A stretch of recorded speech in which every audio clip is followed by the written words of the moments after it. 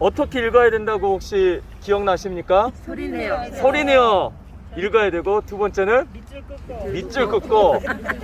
자, 또 세 번째는 이제 써가면서 주제가 무엇인지 중요한 부분들을 체크하면서 해야 된다, 읽어야 된다라고 했습니다. 그래서 오감을 다 동용하는 거예요. 이 머무는 시간을 잘 머물러야 하나님의 음성이 들립니다. 잘 모르겠어 하고 덮어버리면 은혜가 없습니다. 그래서 충분한 시간 동안 머물러 계셔야 됩니다. 말씀에 머물는 시간. 그래서 그 시간을 3번 이상, 5번도 좋습니다. 그래서 충분하게 머물러 계신 다음에 그 다음에 이제 묵상을 갖는 것이죠. 내게 주시는 교훈이 무엇인지, 또 하나님은 어떤 분이신지 발견하고 찾고 그것을 기록하는 겁니다. 그래서 기록하는 것까지 너무나 중요하다라고 말씀을 나누었죠. 다시 한번 이제 처음부터 정리하면 가장 중요한 것은 멈춤의 시간입니다. 우리의 삶이 너무나 바쁘기 때문에 멈추지 않으면 하나님과의 교제를 할 수 없습니다. 그래서 아무리 바쁘더라도 30분, 최소 30분, 그리고 1시간 정도 찬양을 틀어놓고 기도를 하고, 하나님 음성 듣기를 원합니다. 기도를 하신 다음에 그 다음에 이제 그 멈춤의 시간 속에서 머무는 시간, 하나님의 말씀을 가지고 충분하게 말씀을 읽고 묵상하셔야 하나님의 음성이 들립니다. 그 하나님의 음성을 듣는 시간을 이제 충분하게 가졌다면 이제 세상으로 나아가는 이제 출발을 시작하는 것입니다. 그게 오늘 이제 강의 가운데 적용입니다. 자, 적용이란 말을 들으면 어떤 생각과 느낌이 드나요? 혹시 적용한다, 혹시 어떤 생각이 드세요? 부담감이 있으세요? 아니면 어쩔 수 없이 해야 된다라는 강박감정이 좀 생기십니까? 그런 좀 부담감이 있으시죠? 이걸 꼭 해야 된다, 이 말씀대로 내가 꼭 살아야 된다라는 부담감이 있지 않으세요? 그런 부담감이 있으실 거예요. 저도 마찬가지거든요. 그런데 오늘 이 적용에 대한 부분을 우리가 바르게 다시 이해하고 정말 부담감이 없이 그대로 그냥 삶을 살아내기를 축복합니다. 그래서 자, 우리 42페이지 한번 보실게요.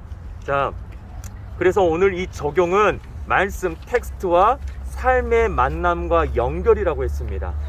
자, 중요한 부분은 적용이 무엇이다? 연결이다라는 것을 기억하시면 돼요. 적용은 연결이다. 자, 실천하고 다짐하고 이렇게 살아야 되겠다, 적용, 결단하는 것이라고 생각하지만 중요한 것은 연결이다라는 것을 기억하시면 좋겠어요. 그래서 성경의 이야기가 나의 이야기로 연결되는 것이 바로 적용이다라는 거예요. 여기 밑줄 그으세요. 성경 이야기가, 하나님의 말씀이 곧 나의 이야기로 연결되는 것이 적용이다. 자, 조지 거러스의 삶을 위한 성경 읽기 중에서 이게 따옴표로 되어 있는 부분이 있죠. 우리 함께 읽어볼게요. 성경의 적용이란 성경의 진리를 우리 삶에 신중하게 대입하는 것이다. 성경을 이해하고 받아들여서 하나님 말씀의 진리와 일치하도록 삶을 조정하는 일이다. 그래서 하나님의 말씀을 이해하고 그것을 받아들여서 이제 그 하나님의 말씀을 그냥 살아내는 겁니다. 나의 삶으로, 나의 일상으로. 그래서 이 하나님의 이야기가 이제 나의 이야기가 되는 겁니다. 그게 우리가 쉽게 말해서 간증이 되는 것이죠. 오늘 우리 박형성 목사님이 우리가 잠깐 모임 전에 삶을 나눠주셨잖아요. 그게 하나님의 말씀, 담임 목사님 통해서 주셨던 말씀, 그리고 내가 묵상했던 그 하나님의 말씀이 그냥 이렇게 사랑하라고 하고 나누라고 하고 이렇게 내가 열심히 살았더니 불교 예수님을 모르는 사람이 그리스도인이시군요, 참 너무나 훌륭하시군요, 이렇게 인정받게 되는 것이죠. 그래서 이 성경 이야기가 나의 이야기로 살아내는 것을 우리는 적용이다 라고 하시면 됩니다. 그러니까 다짐, 결단, 적용, 이 부담감을 내려놓으시라는 거예요.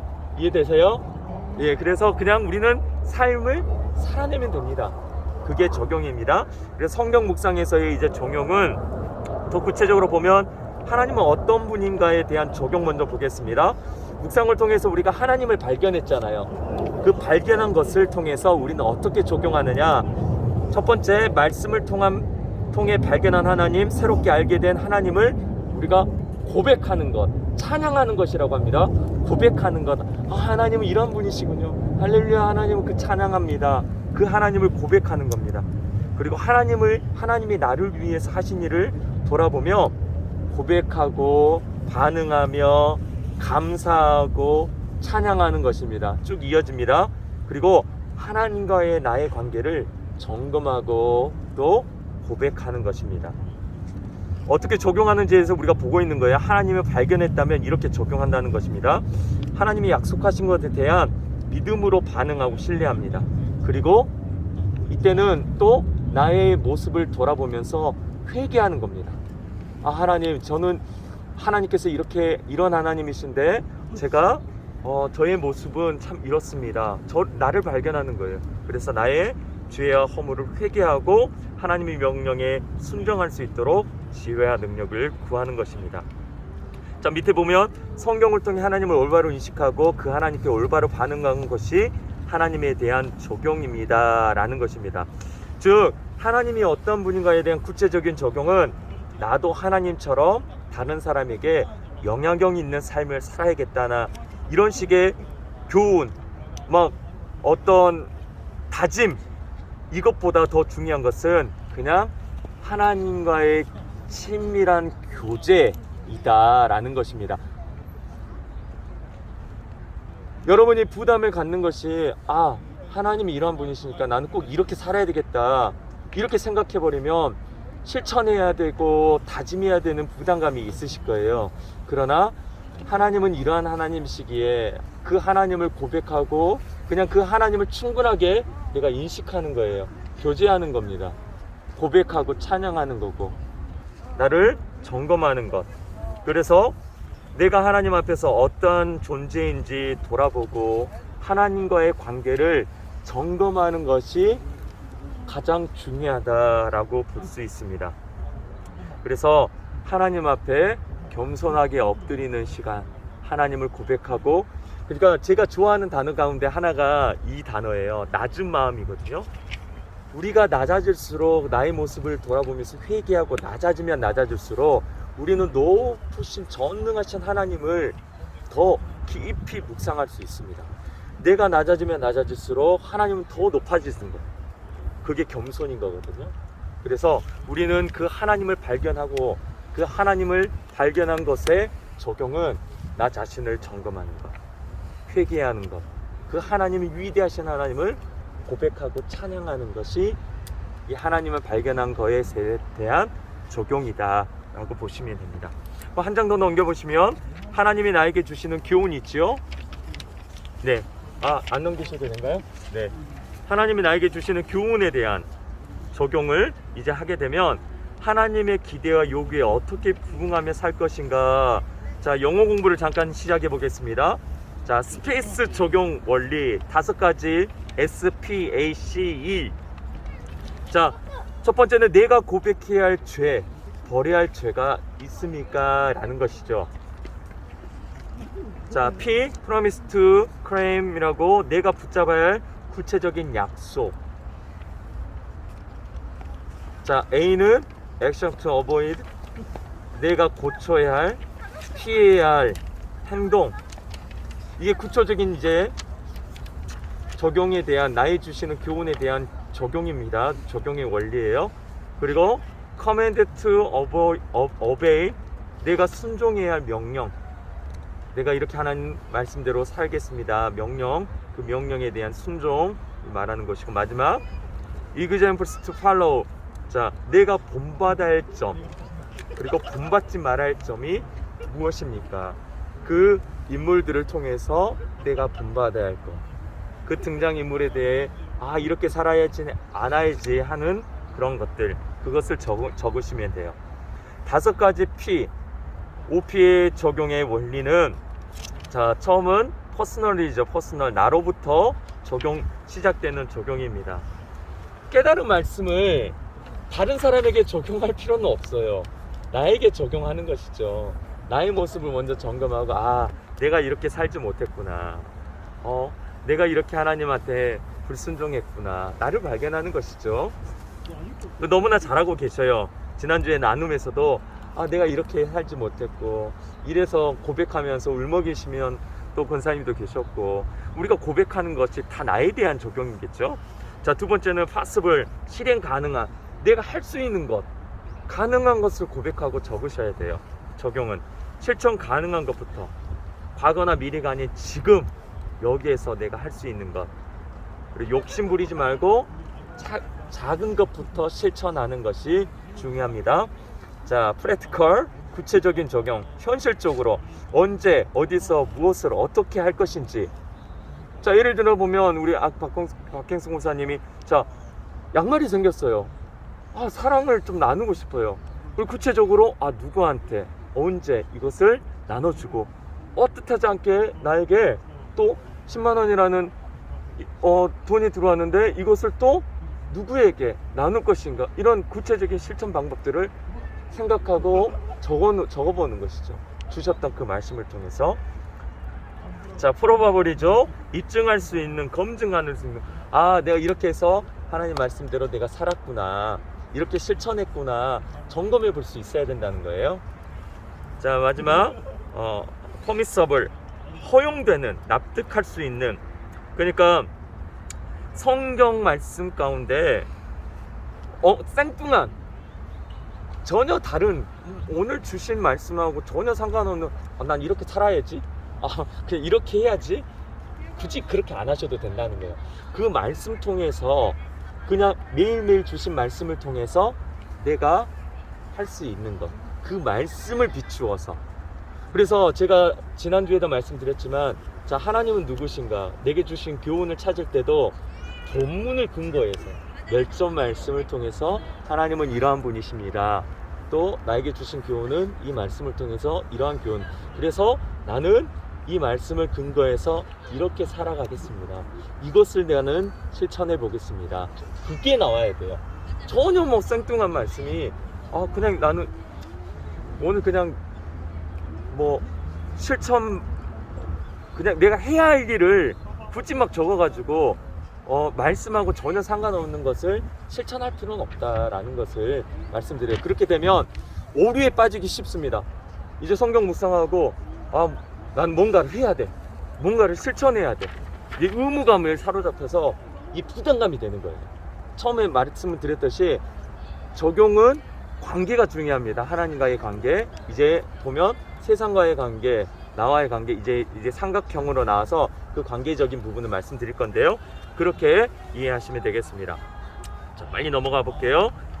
그래서 적용의 관점과 범위는, 자, 제가 한 말씀을 나누겠습니다. 디모데 후서 3장 17절 말씀입니다. 우리 16절 17절 너무나 잘 아는 말씀이죠. 17절 말씀은, 이는 하나님의 사람으로 온전하게 하며 모든 선한 일을 행할 능력을 갖추게 하려 함이라 라고 말씀합니다. 뭐냐면 하나님의 사람으로 온전하게 하며, 이것은 우리의 내면의 관계입니다. 하나님의 사람으로 내가 온전하게 되는 것이죠. 그리고 나서 이제 뒤에 말씀은 외면입니다. 선한 일을 행할 능력을 갖추게 하려 합니다. 우리가 세상에서 빛과 소금으로, 우리가 하나님의 사람으로 거룩한 삶으로 살아내는 것, 선한 능력을 행할 갖추게. 그러니까 우리가 하나님의 말씀을 묵상하면 우리는 하나님의 사람으로 온전하게 되고, 그리고 선한 일을 행할 그 능력, 그리고 삶을 통해서 그리고 살아갈 수 있는, 그런 적용할 수 있는 은혜가 있다는 것입니다.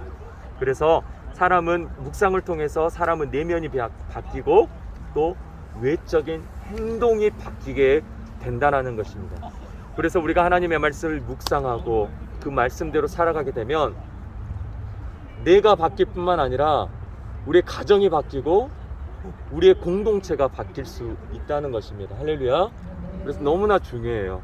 우리가 매일 하나님 말씀을 묵상하고 그 말씀대로 살려가려고 몸부림치면 나의 믿음이 자라갈 수밖에 없습니다. 그리고 온전하게 됐다면 이제 선한 일을 하는 것이죠. 삶 속에서 자녀에게, 남편에게, 또 우리 구역에게, 또 내가 일하는 직장에서 변할 수밖에 없습니다. 그 놀라운 은혜가 이 묵상이라는 것입니다. 자, 쭉 넘겨보시면 이제 중요한 부분은 이제 중요하지 않은 부분 좀 넘어가고 나눔입니다. 새 이야기가 있죠.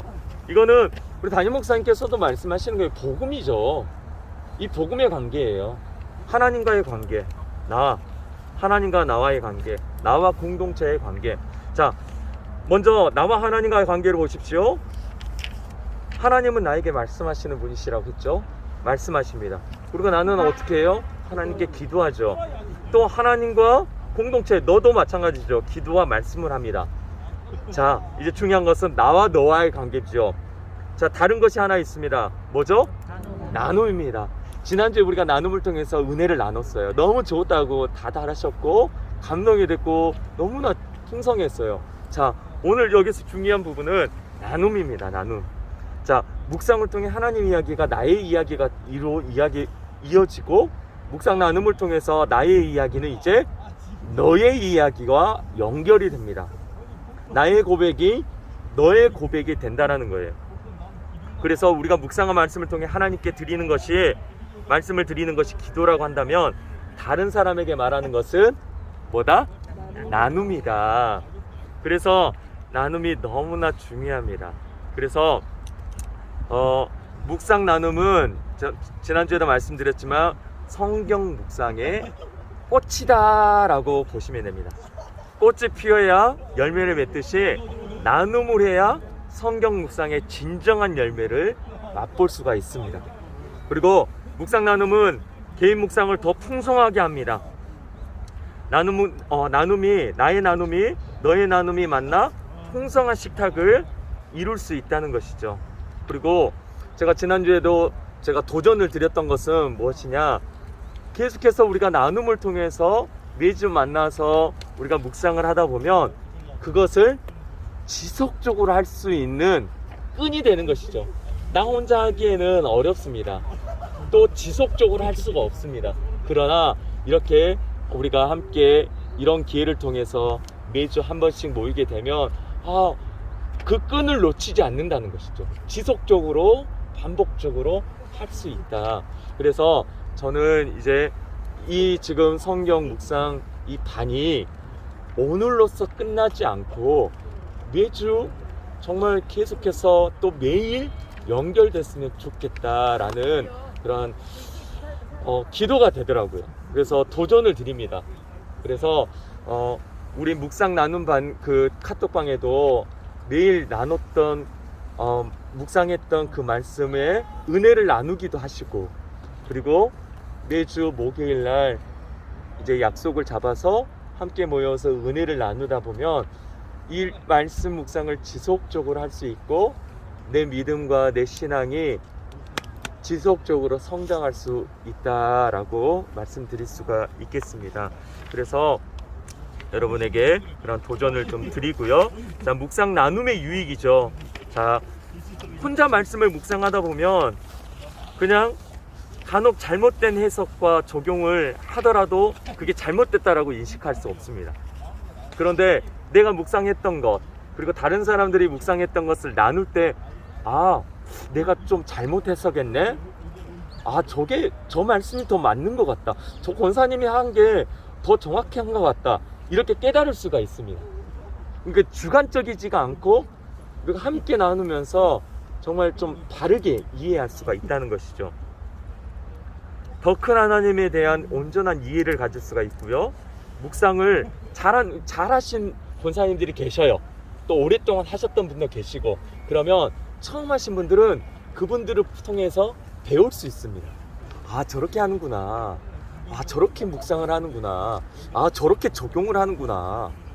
그렇게 하면서 깨달을 수 있다는 것이죠.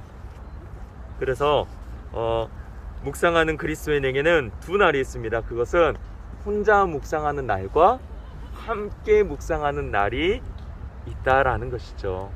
그래서 권면드리기는 개인적으로 묵상하는 날도 여러분 꼭 가지셔야 되지만, 함께 모여서 묵상하는 날도 있기를 축복합니다. 그래서 그 시작이 오늘이 되었으면 좋겠고, 정말 이 기회를 통해서 이 작은 모임이 계속해서 정말 선한 영향력으로 우리 교회 가운데 계속해서 아름다운 영향력으로 그렇게 흘려 보내줬으면 좋겠습니다. 아멘. 자, 이제 3번 보시고요. 묵상 나눔의 형태, 이게 우리의 삶에 이렇게 선한 영향력으로 우리의 모습이 나눠졌으면 좋겠습니다. 교회 구역이나 또 부서, 또 가족 자녀들과 함께, 또 직장에서, 학교에서 묵상 짝을 만드는 것이죠. 그리고 SNS 통해서, 우리 카톡방을 통해서 은혜를 나누면서 계속해서 나눔이 풍성해졌으면 좋겠습니다. 할렐루야. 자, 마지막 말씀 정리하도록 하겠습니다. 골로새서 3장 16절 말씀 세모적 선역으로 번역되어 있는데요. 함께 합독하겠습니다. 시작. 그리스도의 말씀이 여러분 가운데 풍성히 살아있게 하십시오. 온갖 지혜로 서로 가르치고 공부하십시오. 감사한 마음으로 시와 참미와 신령한 노래로 여러분의 마음 하나님께 마음을 다하여 찬양하십시오. 할렐루야. 아멘. 오늘까지 4주 동안 성경 묵상을 어떻게 해야 되는지 구체적인 방법과 또 실천 사항들을 우리가 살펴보았습니다. 짧은 시간으로 우리가 지금까지 돌아봤지만, 제가 첫 시간에 말씀드렸던 것이 있습니다. 기억하실 거예요. 성경 묵상은 이번 딱 4주를 통해서 공부하고 끝나는 시간이 아니다라고 말씀드렸습니다. 이 4주를 통해서 계속 매일 할 수 있는 365일 52주 매일 해야 되는 공부이다, 묵상이다, 삶이다 라고 말씀드렸습니다. 이 4주의 시간을 통해서 여러분에게 조금이나마 성경 묵상을 어떻게 하는지 도움이 되었으면 좋겠고요. 또 이 배웠던 것을 잘 기억하셨다가 매일매일 묵상하는 것을 잘 실천하셔서 여러분의 삶의 풍성한 열매, 또 하나님과의 더 친밀한 교제가 매일 있으시기를 축복합니다. 할렐루야. 혹시 질문 있으세요? 질문이 없다는 것은 강의가 완벽했다라는 것으로 생각하고 너무나 있으셨고요. 자, 이제 속으로 모여가지고 우리가 이 말씀 아직 안 끝났어요. 성경 묵상 실습을 하겠습니다. 실습. 자, 두 말씀이 있는데요. 실습 첫 번째, 이렇게 하겠습니다. 실습 첫 번째는 저하고 하고요. 제가 묵상하고 제가 적용했던 부분을 한번 제가 말씀을 드릴게요. 그리고 두 번째 말씀, 로마서 말씀을 이렇게 소그룹으로 모여서 말씀을 나누도록 하겠습니다. 괜찮으시죠? 자, 먼저 그러면 민수기 9장 말씀 15절부터 23절 말씀입니다.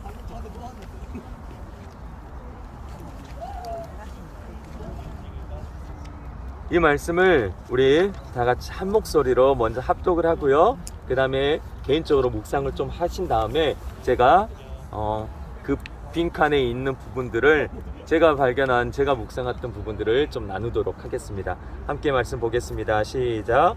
성막을 세운 날에 구름이 성막고 증거의 성막을 덮었고 저녁이 되면 성막 위에 불 모양 같은 것이 나타나서 아침까지 이르렀을 때 항상 그러하여 낮에는 구름이 그것을 덮었고 밤이면 불 모양이 있었는데 구름이 성막에서 떠오를 때에는 이스라엘 자손이 곧 행진하였고 구름이 머무는 곳에 이스라엘 자손이 진을 쳤으니 이스라엘 자손이 여호와의 명령을 따라 행진하였고 여호와의 명령을 따라 진을 쳤으며 구름이 성막 위에 머무는 동안에는 그들의 진영이 머물렀고 구름이 성막 위에 머무는 날이 오를 때에는 이스라엘 자손이 여호와의 명령을 지켜 행진하지 아니하였으며 혹시 구름이 성막 위에 머무는 날이 적을 때에도 그들이 다만 여호와의 명령을 따라 진영에 머물고 여호와의 명령을 따라 행진하였으며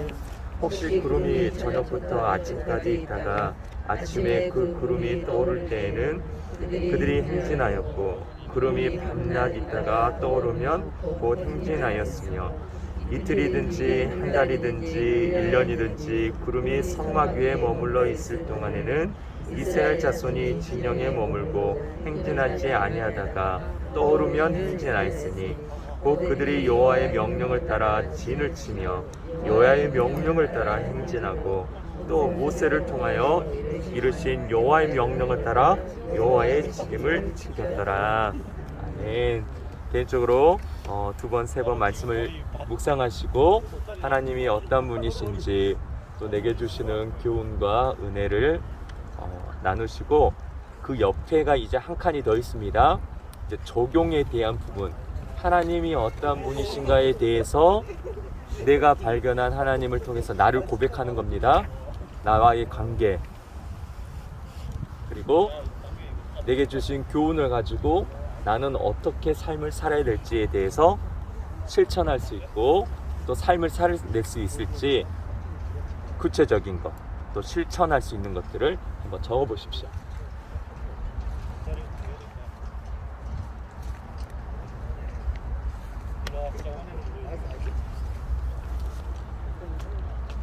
나와.